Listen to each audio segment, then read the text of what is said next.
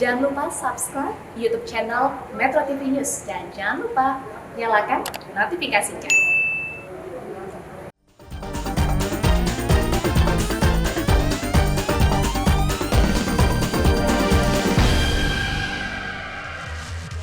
Pemirsa, Anda menyaksikan Prime Talk Tajam Mendalam bersama saya Zilvia Iskandar. Pemirsa, pandemi COVID-19 telah membawa dampak yang signifikan terhadap sektor migas. Kinerja sektor ini tertekan, harga minyak mentah anjlok dan permintaan terhadap minyak mentah serta BBM juga menurun drastis. Padahal sektor migas harus tetap berjalan demi menjaga pertumbuhan ekonomi nasional. Lalu bagaimanakah strategi pemerintah dalam menghadapi tantangan ini dan akankah pandemi COVID-19 mempengaruhi kedaulatan energi kita? Saya akan membahasnya sesaat lagi bersama dengan 3 orang narasumber.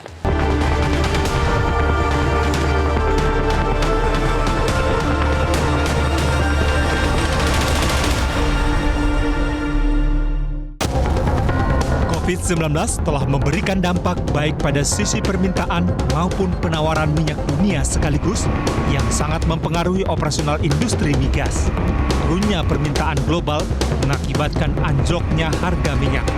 20 April lalu, harga minyak di Amerika Serikat menyentuh angka minus $37,63 per barel, berada di level terendah sepanjang sejarah. Kondisi ini menekan sektor migas hingga ke hulu. Anjloknya harga minyak dunia berdampak pada potensi melimpahnya BBM impor dengan harga murah. Namun kondisi ini tidak berarti kabar baik bagi negara. Jika kebutuhan BBM dalam negeri ditopang seluruhnya dari impor, ini berarti operasional perusahaan hulu migas akan terhenti. Dampaknya justru akan sangat merugikan negara, mulai dari berkurangnya pendapatan pemerintah dari sektor pajak, PHK di kantor KKS dan mitra, serta dampak turunan lainnya. Atas dasar inilah, demi menjamin kelangsungan ekonomi nasional, pemerintah memastikan operasional hulu perusahaan migas tetap berjalan.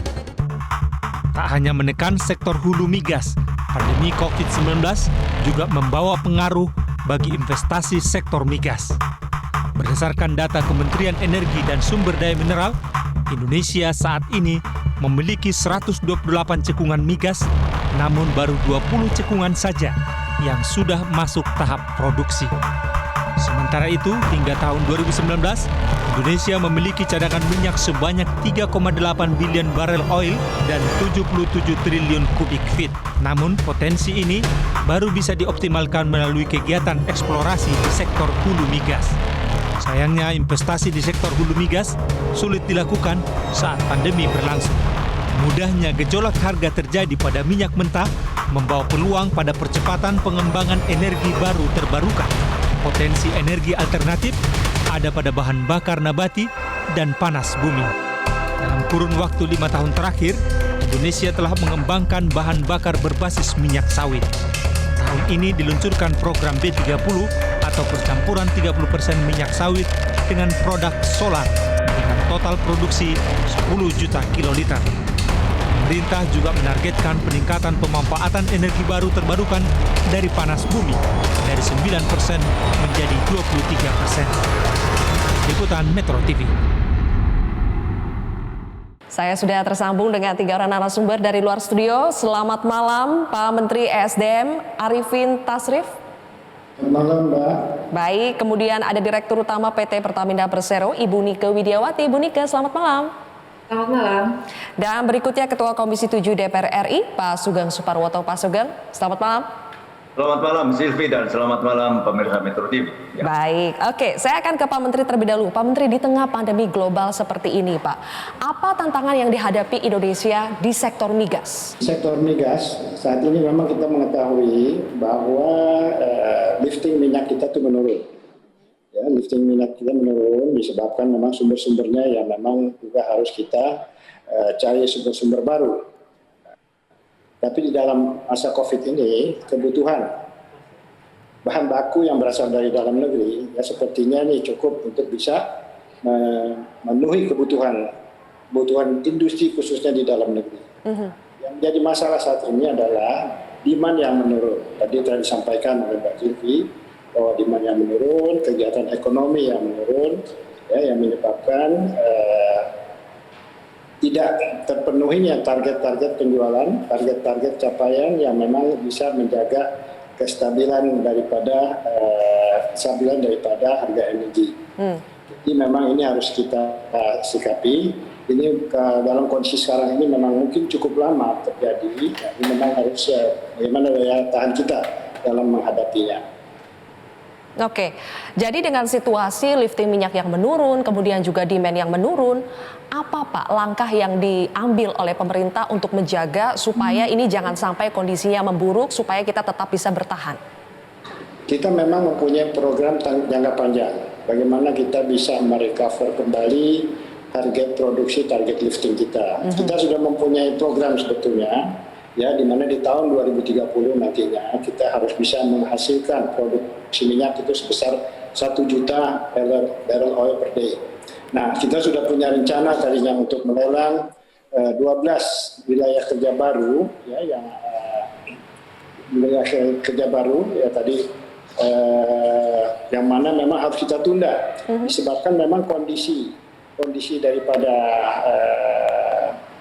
daya tarik bisnisnya menurun. Ya, tadi disampaikan bahwa harga minyak menurun.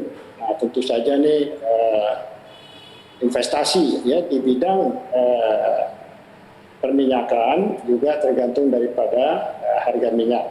Kedepannya ya kita juga akan terus mengintensifkan ya program-program eksplorasi kita. Kita masih memiliki banyak potensial sumber. Masih ada 68 cekungan potensi minyak gas yang belum kita garap ya, dan ini dalam perencanaan kita, sehingga dalam waktu yang beberapa tahun mendatang kita bisa memiliki data migas yang akurat yang memang bisa menjadi daya tarik para investor untuk masuk. Dan kita harapkan juga dalam beberapa tahun mendatang harga minyak ini bisa kembali ke harga yang normal. Oke, saya ingin dengar pendapat dari Pak Sugeng, Komisi 7 DPR RI. Pak Sugeng, kalau menurut DPR apa tantangan kita untuk mewujudkan ketahanan dan juga kedaulatan energi di tengah pandemi seperti ini? Ya, jadi sebagian besar sudah disampaikan Pak Menteri tadi. Memang kita berbarit agak berat di posisi kita di berbagai lini, baik di hulu, di tengah, atau di upstream, di midstream, dan juga di downstreamnya.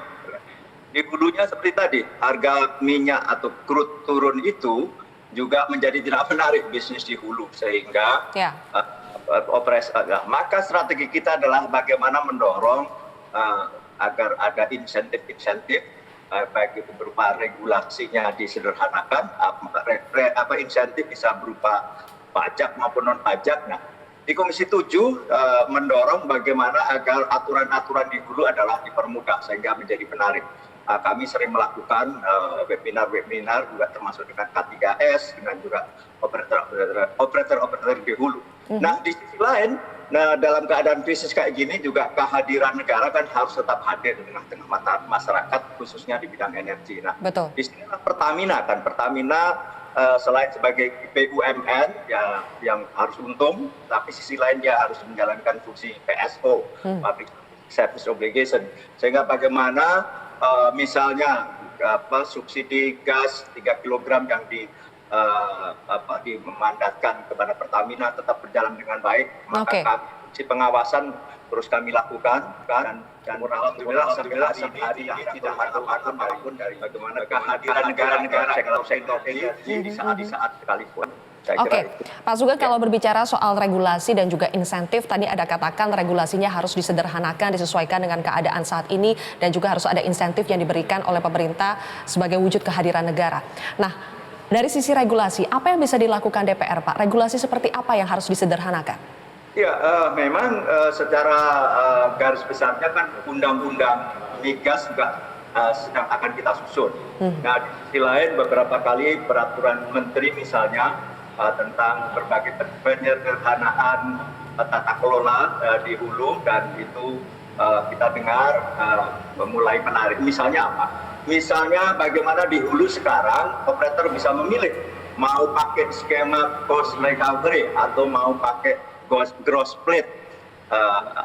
dipersilahkan. Itu salah satu regulasi yang selama ini karena di hulu beberapa hal menurut catatan agak kurang menarik skemanya kalau hanya dipatok pada satu skema, yakni terakhir dengan gross rate. Maka peraturan menteri telah mengamanatkan itu menjadi lebih menarik. Saya kira salah satunya. Selanjutnya, usai jeda saya ingin dengar dari Bu Nike bagaimana dampak pandemi COVID-19 ini terhadap operasional Pertamina dan juga pasokan BBM serta LPG di Indonesia. Kita akan kembali sesaat lagi pemirsa, tetaplah bersama kami.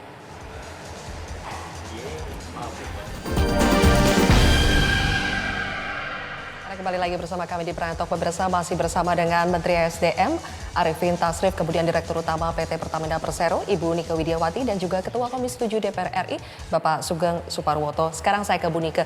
Bu Nike, tadi sebelum jeda saya menanyakan soal kita sudah menghadapi pandemi ini kurang lebih selama 6 bulan. Bagaimana dampaknya terhadap operasional Pertamina dan juga pasokan BBM LPG, Bu, yang berdampak langsung terhadap masyarakat?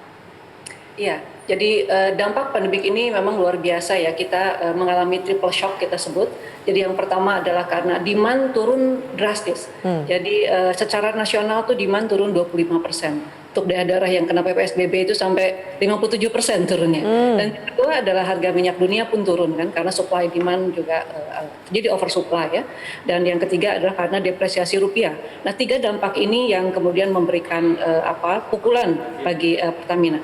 Namun sebagai BUMN, ya, satu-satunya perusahaan milik negara yang bergerak dalam oil and gas, tentu kita tetap menjalankan kewajiban dalam menyediakan energi, BBM, LPG gitu ya, dan juga pasokan gas untuk industri dan juga rumah tangga ke seluruh masyarakat Indonesia maupun industri. Jadi ini tetap kita lakukan pada saat COVID, semua daerah ditutup pun seluruh fasilitas Pertamina tetap berjalan. Hulu tetap kita operasikan. Jadi dalam semester 1 ini kita menghasilkan produksi 884 juta barrel oil per day ekuivalen ya. Dan seluruh kilang-kilang kita juga dioperasikan sehingga produksi BBM juga tetap. Oke. Dan dengan demikian import bisa kita turunkan ya. Dan SPBU itu semuanya buka. Karena kita ini melibatkan tenaga kerja langsung sekitar 1,2 juta. Jadi dalam kondisi sulit ini kalau kemudian fasilitas kita tutup, operasionalnya kita tutup, tentu akan berpengaruh terhadap penyerapan tenaga kerja yang akan lebih menyulitkan masyarakat. Oleh karena itu tetap kita operasikan sehingga pasokan aman, sangat aman.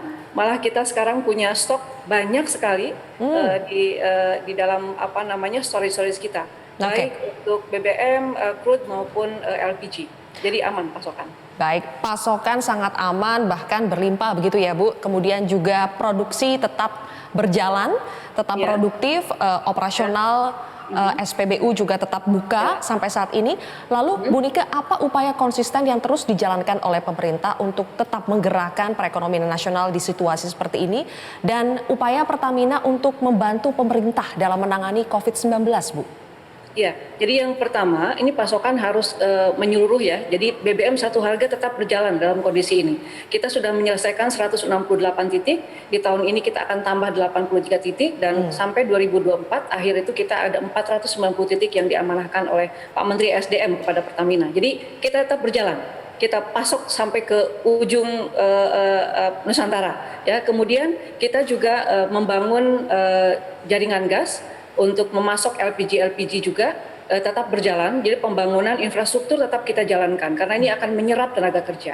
Dan kemudian bantuan dari sisi ini COVID, kita kan juga karena ada anak perusahaan yang bergerak dalam bidang rumah sakit, kita juga membangun fasilitas rumah sakit khusus COVID dan juga membantu seluruh rumah sakit di Indonesia. Ada 124 rumah sakit yang kita bantu, itu adalah bantuan langsung. Dan yang terakhir adalah UMKM, karena sebagai BUMN sesuai yang diamanahkan dalam Undang-Undang BUMN, kita juga harus membantu membina UMKM. Jadi ada 83.000 UMKM yang dibina oleh Pertamina dan kita juga buatkan event-event secara virtual, pameran-pameran virtual untuk UMKM. Jadi semua kita dorong karena masyarakat ini perlu ada driver untuk meningkatkan perekonomian. Jadi Pertamina tetap hadir sebagai driver perekonomian nasional. Oke, jadi Pertamina berusaha menempatkan diri sebagai motor penggerak di situ ya?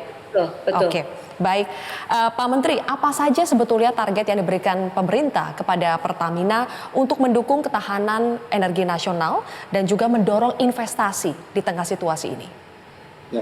Ya, kita berharap bahwa Pertamina bisa mengoptimalkan kemampuan yang ada, menyediakan BBM ya ke seluruh pelosok negeri, ya. Kemudian juga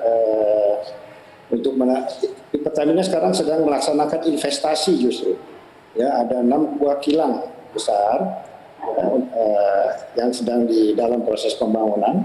Ini rencananya diharapkan ada sebagian yang akan diselesaikan sebelum tahun 2024 dan sebagian lagi juga nanti akan bergeser di 2026 atau 2027. Jadi investasi ini sangat besar, ya puluhan miliar dolar, dan kedepannya ini diharapkan ya Indonesia ini bisa meningkatkan kemampuan produksi BBM-nya sehingga memang bisa meminimalisir impor BBM.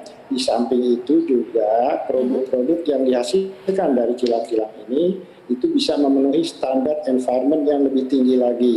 Sehingga kedepannya kita itu akan memiliki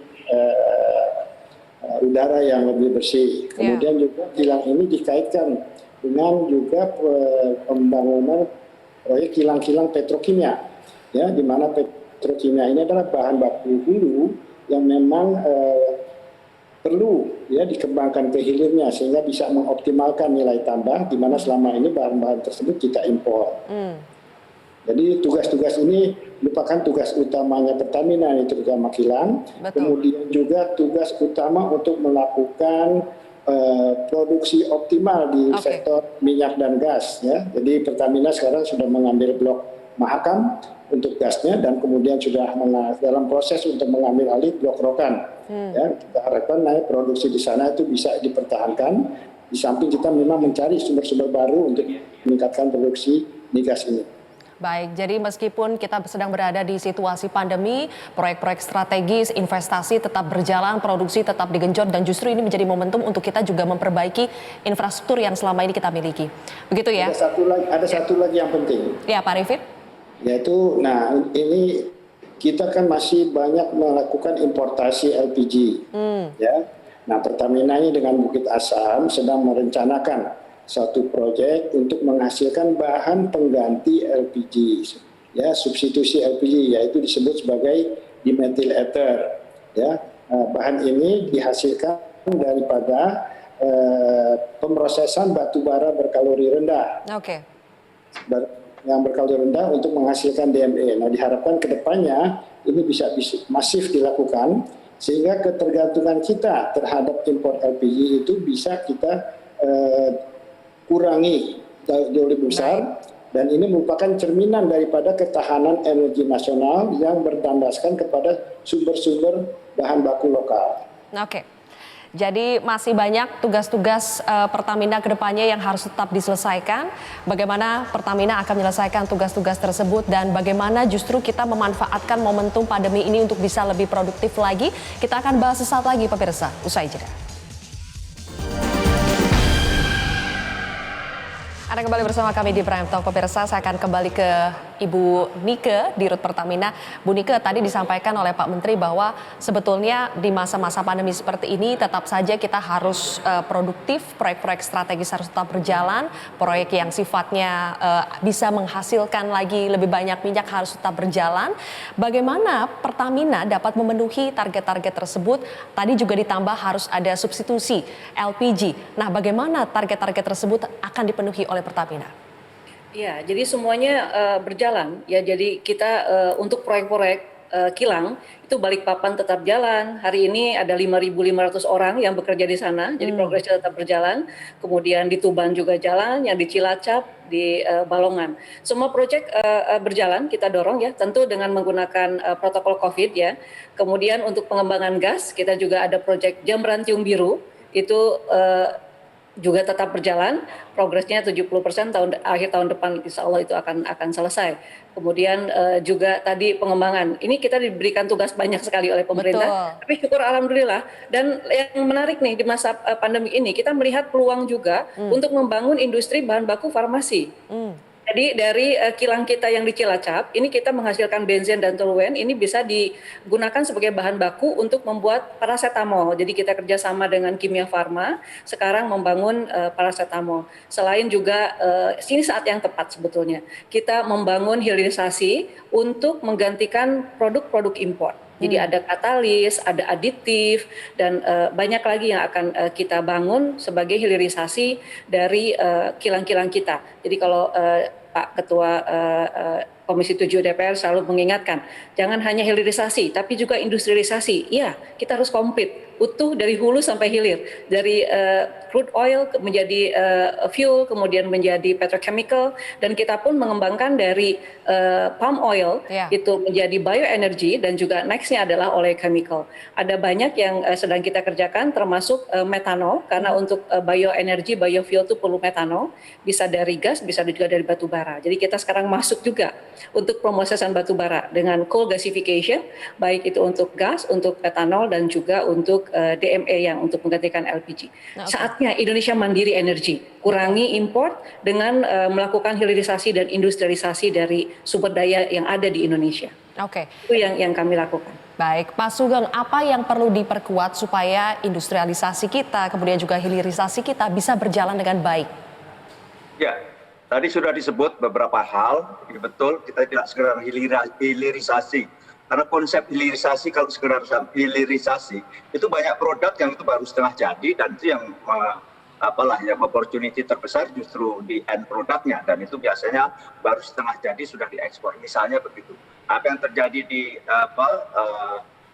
tambang yang lain, saya kira terjadi. Nah, kami di Komisi 7 juga menjalankan fungsi pengawasan. Kenapa demikian? Tadi beberapa hal juga disampaikan. Misalnya tanggal 18 ini kami akan, meskipun tetap dengan protokol COVID, Komisi 7 akan melakukan kunjungan kerja ke Cilacap, ke kilang Cilacap, menyangkut berbagai hal tadi yang sebagaimana dikemukakan, karena menarik Cilacap ini yang sudah Euro 4 istilahnya, standar Euro 4, dan juga memproduksi berbagai hal yang berkaitan dengan energi bersih. Kenapa demikian? Nah, kita ini sebagai sebuah negara bangsa yang tidak berdiri sendiri. Indonesia telah meratifikasi protokol Paris Agreement. Jadi itu juga tidak lepas beberapa hal, maka kita juga orientasikan seluruh energi termasuk migas ini ke arah yang lebih clean. Misalnya kita mendorong Pertamina agar menghapus bensin atau BBM yang RON rendah, RON di bawah 91, dan itu sedang dilaksanakan. Jadi itu kita juga bagaimana terus menekan agar gas itu dipakai setidaknya menjadi transisi menuju energi baru terbarukan untuk mengganti misalnya PLTU batu bara, dan itu juga kita dorong untuk berperan aktif di situ. PLN. Baik, Pak Sugeng sudah menyinggung soal energi baru terbarukan. Sebelum saya masuk ke persoalan energi baru dan terbarukan, saya ingin ke Pak Menteri dulu untuk menanggapi bahwa untuk mewujudkan semua tadi yang disampaikan oleh Pertamina dan juga Pak Sugeng, kita harus ada dorongan, ada bantuan dari pemerintah yang diberikan untuk bisa mendukung ini semua terwujud. Apa Pak insentif yang diberikan kepada Pertamina oleh pemerintah supaya ketahanan energi kita, bahkan kedaulatan energi kita terjaga di masa seperti ini? Ya, kita memang dalam masa-masa saat ini sedang memperbaiki peraturan-peraturan ataupun peraturan-peraturan yang berasal dari kementerian, yang kita pandang memang ini dapat menyebabkan dampak terhadap dunia usaha khususnya Pertamina. Ya, jadi beberapa waktu yang lalu kita juga baru saja menghapuskan pajak dalam negeri untuk PPN untuk LNG, ya, dan kemudian juga antara lain untuk barang-barang milik negara untuk eksplorasi dan sedang dalam proses. Banyak lagi yang sedang kita urus.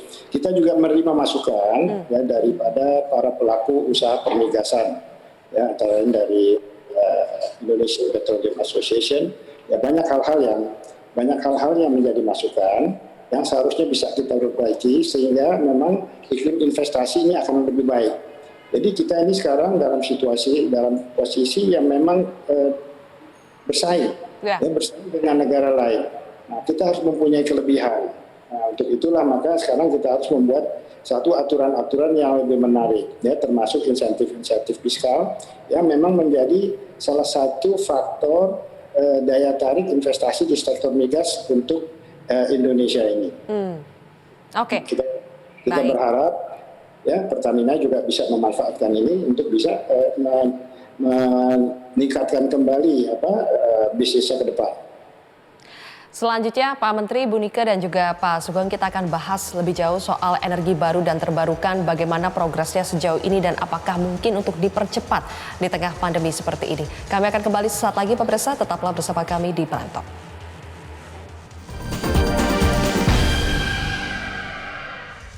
Kami lanjutkan kembali perbincangan di Prime Talk, pemirsa. Kita sudah sampai di segmen akhir. Saya kembali ke Pak Menteri. Kita bicara soal energi baru dan terbarukan. Pemerintah telah menetapkan bauran energi tahun 2025 dalam kebijakan energi nasional dan ditargetkan porsi EBT ini mencapai 23%. Bagaimana Pak progresnya hingga saat ini dan bisakah ini dipercepat di tengah pandemi? Ya, baik. Jadi memang energi baru terbarukan ini harus mempunyai daya tarik. Ya.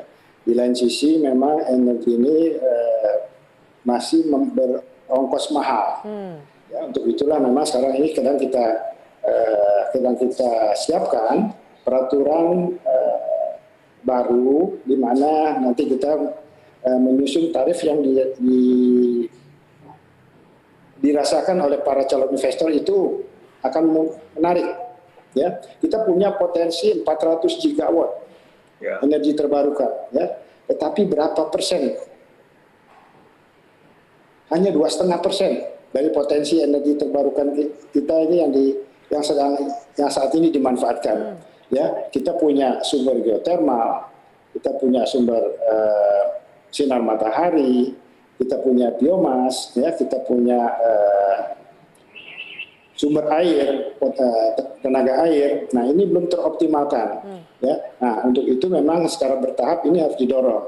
Nah, yang jadi masalah sekarang adalah attractiveness untuk investasi itu.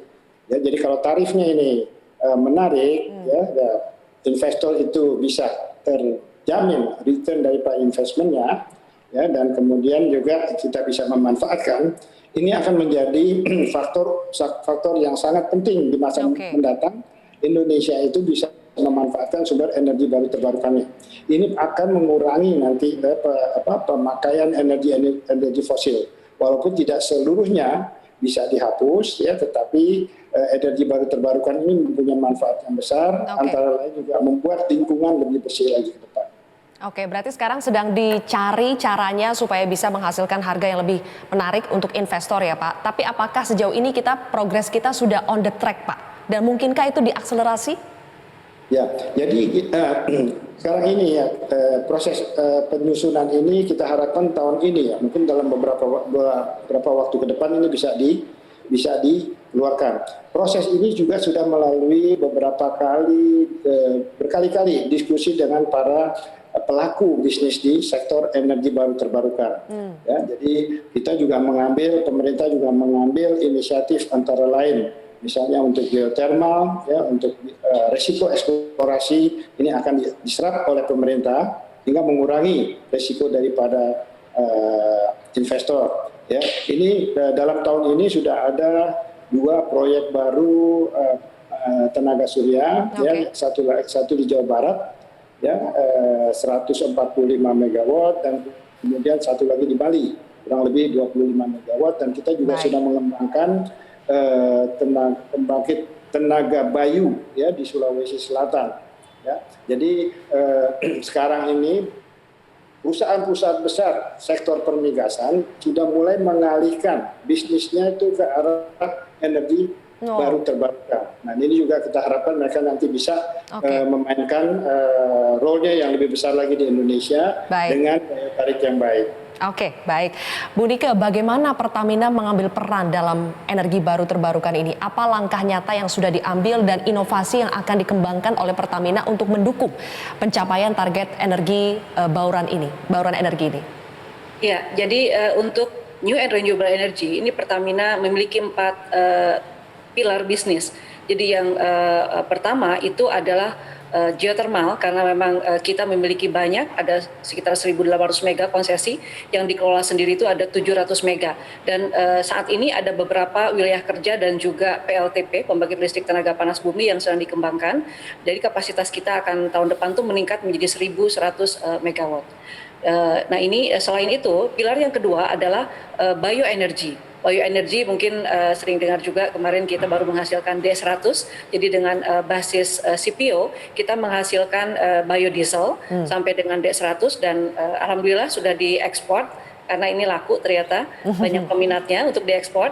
Dan untuk bioenergi ini kita akhir tahun ini akan juga masuk ke tahap produksi pertama untuk bioaftur. Nah tahun depan kita akan tambah kapasitas dari kilang Cilacap untuk biodiesel 100% ini itu bertahap sampai dengan 6.000 barel per hari.